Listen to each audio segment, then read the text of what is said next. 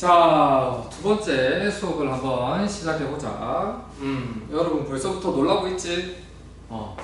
어제 1시간 공부했는데 벌써 여러분들 영어 문장이 자유자재로 해석되는 그런 기적을 벌써 느끼고 있을 거야. 그래서 영어 별거 없는데 이런 생각도 들 거고. 근데 선생님이 항상 여러분들한테 말했어. 영어는 어떻다? 매우 쉽다. 너무 쉽다, 진짜. 쉬운 정도가 선생님이 생각할 때 여러분들이 앞으로 고등학교 때까지 배워야 되는 모든 과목들 중에 제일 쉬운 과목이 영어야.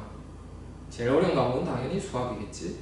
어떠한 암기 과목보다도 쉬운 게 영어인데, 여러분들 아마 저번 시간 그 원칙 하나를 배워놓고 그 이후 해석이 자유자재로 되는 걸 느끼면서 영어 할만하다는 생각을 하기 시작했을 거야. 오케이? 그게 굉장히 중요하다. 영어는 어렵지 않다. 그리고 여러분들 앞으로 몇 가지 선생님이 더 배워야 된다 했다? 몇 가지? 4가지 더 배워야 되지. 그러니까 총 5개의 원칙만 알면 영어는 모든 문장이 해석이 다 돼. GRE, 가장 어려운 시험이 GRE 같은 시험이거든. GRE나 토플 이런 시험들에 나오는 모든 문장들이 다 쉽게 해석이 될 겁니다. 선생님하고 이 수업을 끝내고 나면.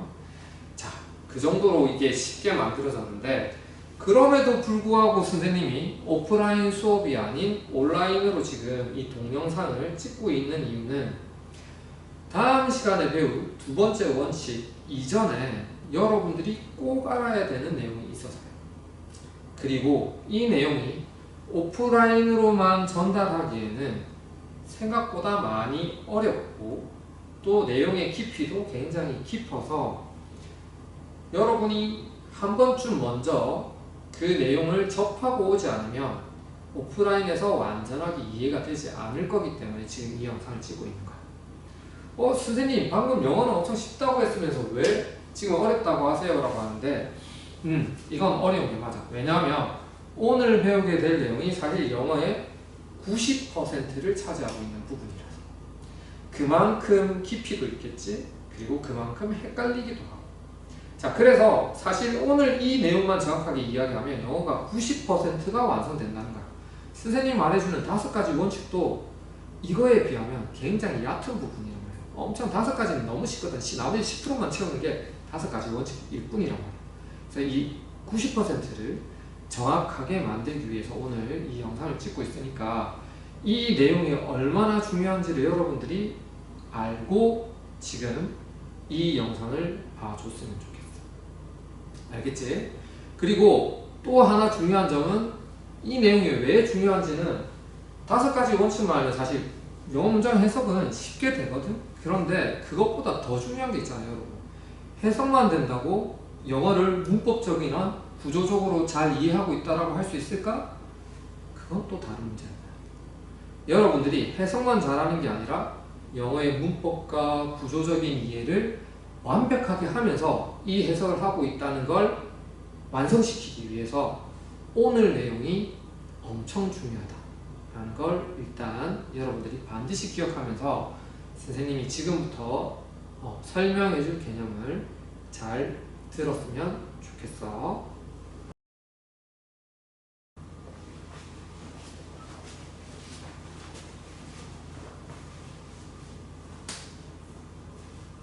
자, 선생님이 겁을 엄청 많이 줬는데 오늘 어렵다고. 진짜 어려운 거 맞아.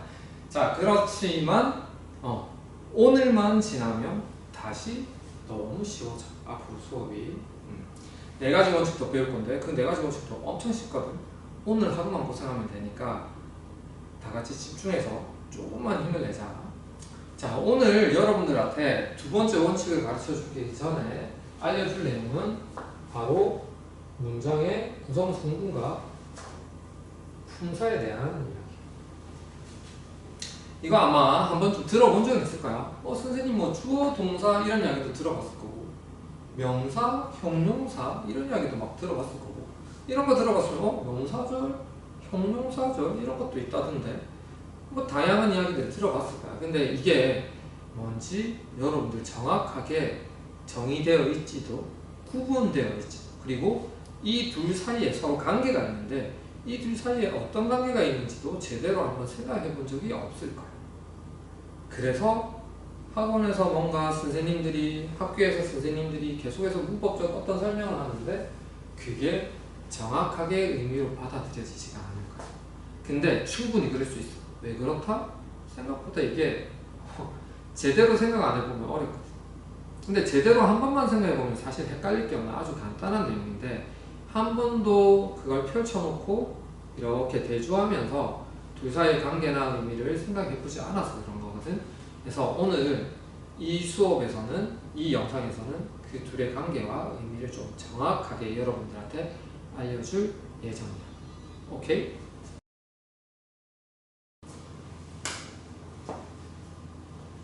자, 그러면 먼저 문장의 구성 성분에 대해서 여러분들한테 이야기를 해줄게. 첫 번째 개념 문장의 구성 성분인데, 자, 이건 너무 어렵게 생각할 필요 없어.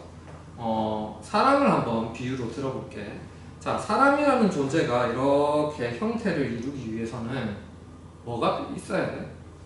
얼굴 부분이 있어야 되지. 머리가 있어야 될 거고, 팔 두 개가 있어야 될 거고, 몸통이 있어야 될 거고, 그리고 그 다리가 있어야 될 거잖아.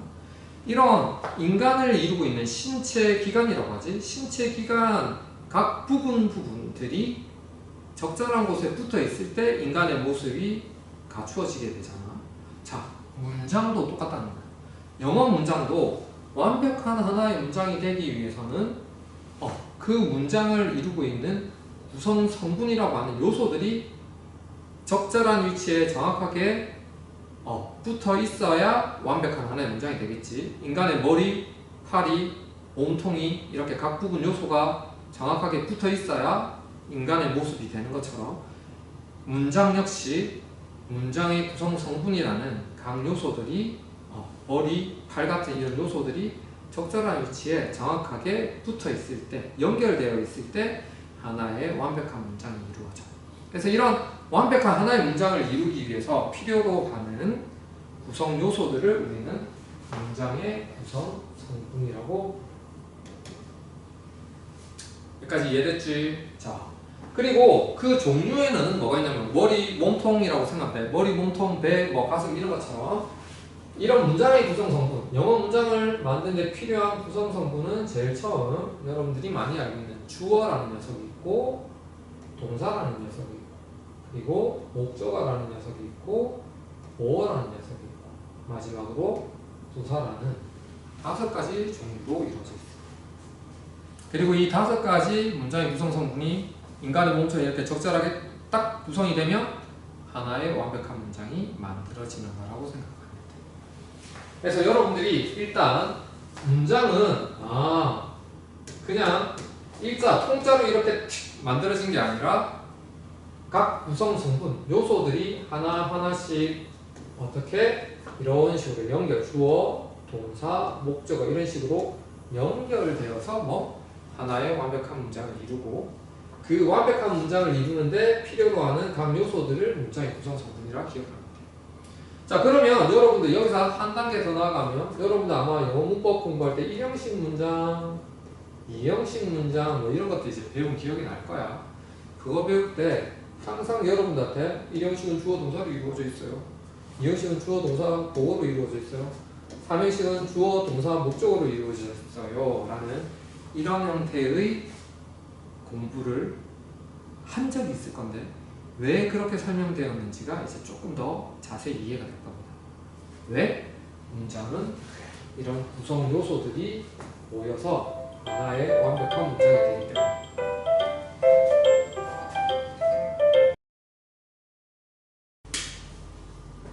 자, 다음으로 품사에 대해서 이제 알아보자. 품사는 문장의 구성 성분하고는 달라요. 착각하는 친구들이 있는데 착각하면 안 되고. 자, 품사는 뭐냐면 단어를 공통된 성질이나 문법적 기능에 따라 뭐하는 거? 분류해 놓은 걸 말해요. 이게 어떤 의미냐면 우리 반에 모든 구성은 사실 어떻게 이루어져 있어? 사람이라는 집단으로 이루어져 있잖아. 하지만 남자와 여자로 구별해서 그 집단을 두 분류로 나눌 수 있지? 왜? 그 두 집단의 특성이 다르니까. 이것처럼 영어 단어도 공통된 성질이나 그 기능에 따라서 뭐 하기도 한다? 분류를 해놨는데 그 분류에서 너는 남자, 너는 여자라고 명칭을 붙여, 그 그룹에 이름을 붙여주는 건데 단어의 특성에 따라 사물의 고유한 이름을 나타내는 단어들은 뭐라고 분류했고 명사라고 분류했고 움직임이나 상태 등을 나타내는 단어들은 동사라는 이름을 붙여서 그 밑에 분류를 딱 한 거예요. 그리고 명사의 성질을 꾸며주거나 수식하는 역할을 하는 친구는 형용사라는 이름을 붙여서 그 밑에 문으로 이렇게 모아놓은 겁니다. 마지막으로 이 명사 이외에 모든 것들을 수식하고 문장을 풍부하게 만들어주는 친구들이 있는데 그 친구들은 부사라는 직군에 속하도록 전부 넣어서 만들어둔 거예요. 이렇게 공통된 성질에 따라서 단어들을 분류해 두었는데 그 분류한 걸 품사라고 부르고 그 품사에는 명사, 동사, 형용사, 부사가 있다는 걸 먼저 기억해야 돼요. 자, 그러면 대표적인 단어 어떻게 있지? student 같은 단어는 뭐죠, 여러분? 학생이라는 단어잖아, 그치? 학생이라는 단어는 명사에 속하겠지? 이런 식으로. 각 단어들을 특성에 따라서 분류했던 것 같아요. 그걸 품사라고 하고 거기에는 명사, 동사, 형용사, 부사가 있다는 걸 일단 여러분들 알고 있어야 돼. 그리고 진짜 이제 제일 중요한 부분이 나왔지. 자, 문장의 구성 성분하고 품사에 대해서 배웠는데 뭐 이렇게 개념을 따로따로 공부하면 어려운 게 없잖아 사실. 근데 여러분들이 이제부터 제일 중요한 내용이 나올 건데 이것 때문에 계속 헷갈린 거예요. 이 둘은 독립적으로 따로따로 존재하는 게 아니라 둘이 서로 연결이 되어 있어서 항상 설명할 때 연결되어서 설명이 되어져요. 그래서 항상 헷갈려요. 실제로 많은 학생들이 어디서 어려움을 느끼냐면 주어는 품사인가? 명사는 주어라던데 명사가 주어야? 그럼 명사는 문장의 구성 성분인가? 이런 것들이 막 헷갈리기 시작해요. 그 다음에 동사는 문장의 구성 성분이야 분사야? 아니 둘 다 있었던 것 같은데? 이런 식으로 막 헷갈려하는 친구들이 있습니다. 그런데 그게 헷갈리지 않기 위해서 오늘 이 영상을 찍고 있는 거예요. 그래서 선생님이 정해놨지? 문장 성분과 품사와의 관계에 대한 걸 이야기해 줄 거예요. 자, 이거는 어떤 느낌으로 알고 있으면 되냐면 재미난 게 아까 선생님이 문장을 이루기 위해서는 뭐가 필요하겠지? 문장의 구성 성분이 필요하겠지, 그지? 문장의 구성 성분은 적어보면 주어, 동사, 목적어, 보어 같은 친구들이 있잖아.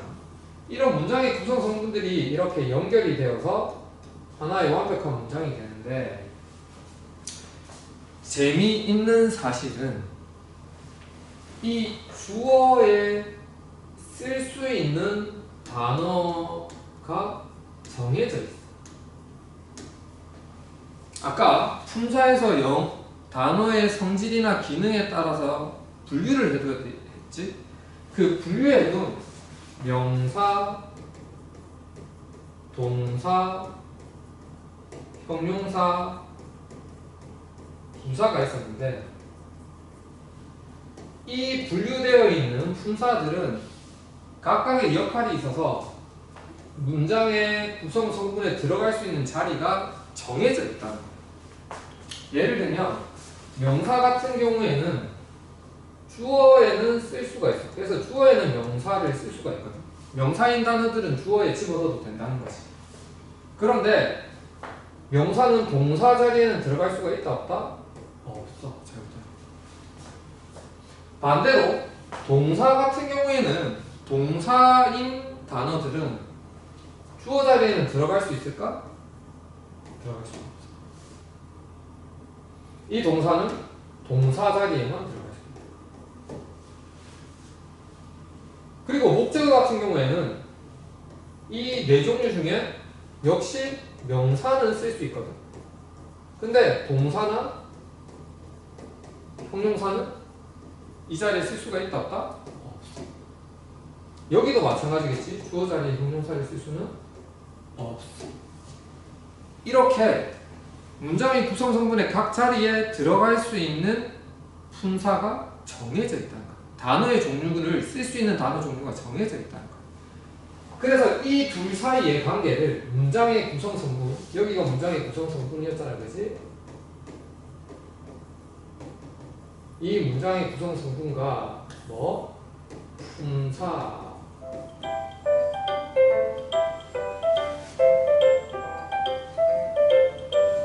수업이 시작되었습니다. 바른 자세로 앉아 선생님과 열심히 공부합시다. 그래서 이 문장의 구성 성분과 이 품사 사이에 관계를 정확하게 이해하는 게 영어의 90%를 완성하는 부분. 이게 너무나도 중요해요.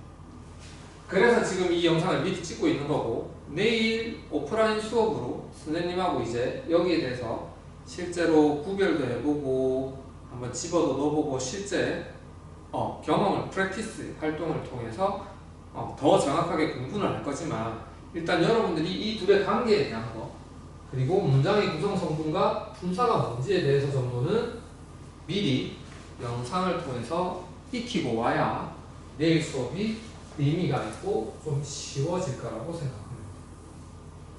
그리고 선생님이 지금 나눠준 유인물에는 어떤 비유적인 표현으로 선생님이 설명해 놨는데, 이렇게 설명하는 거야. 여러분들 문장을 이루기 위해서 아까 뭐가 필요하겠다? 문장의 구성 성분이 필요하지. 그치?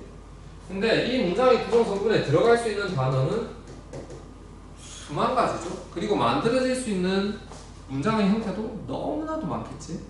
어떻게 생각하면 되냐면, 인간도 똑같이 머리, 몸, 팔, 다리로 다 이루어져 있는 사람들이지만, 어떤 얼굴인지, 어떤 팔 모양인지, 어떤 다리 모양인지에 따라서 전부 다른 모습을 띠게 되는 것처럼, 영어도 문장의 구성 성분은 머리, 가슴, 배처럼 명확하게 정해져 있지만, 거기에 들어갈 수 있는 단어는 어떻다는 거야? 변화무쌍하다는 거지. 그리고 그래서 수십만이 많아. 무한대에 가까운 문장들을 만들어낼 수 있는 게 되는 거야. 단어를 바꿔 끼우는 거지. 근데 그 단어를 바꿔 끼울 때 한 가지 주의해야 될 점이 있다는 거야. 그게 뭐야? 다리를 머리 부분에 갖다 붙일 수 있다는 거야, 없다는 거야? 없다는 거야. 이렇게 생각하는 거야. 팔을 다리 부분에 갖다 붙일 수 있다는 거야? 없다는 거야. 그것처럼 주어 자리에는 뭐만 딱 갖다 붙여야 된다는 이야기야? 그래. 머리면 머리만 갖다 붙여야지. 그래. 너는 명사만 갖다 붙여. 나머지 단어를 갖다 붙이면 안 돼. 여기다가 명사를 붙여야지. 팔에다가 명사 붙이면 문장이 안 된다는 이야기. 어떤 느낌인지 알겠지? 자, 그런 식으로 문장 역시 인간의 모습처럼 각 구성 요소들이 있는 거고, 그 부분은 역할이 다르기 때문에 그 역할에 맞는 단어들이 들어가야 된다는 거고, 그 역할들을 기능에 따라 분류해 놓은 게 품사라는 거. 그래서 이 문장의 구성 성분에 따라서 들어갈 수 있는 품사의 종류들이 정해져 있다. 이거를 정확하게 알고, 어떻게 정해져 있는지는 선생님이 여러분들 유인물 및 그 마지막에 표로 만들어 두었죠. 잠깐 표를 보여줄까? 잠깐만 기다려.